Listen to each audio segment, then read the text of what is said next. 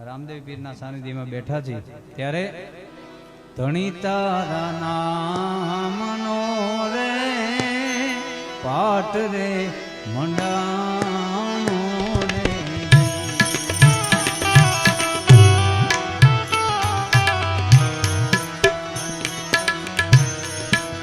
ધણી તારા